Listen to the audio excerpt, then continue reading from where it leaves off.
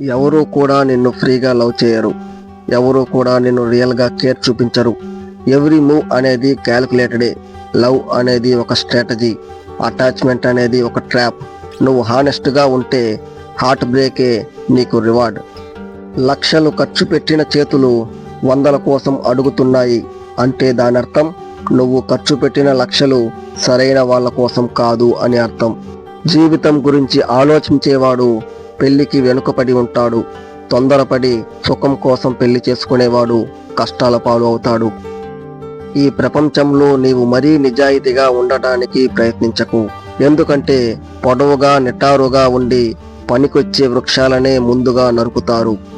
కొన్నిటిని పట్టుకోవాలి, కొన్నిటిని వదిలేయాలి.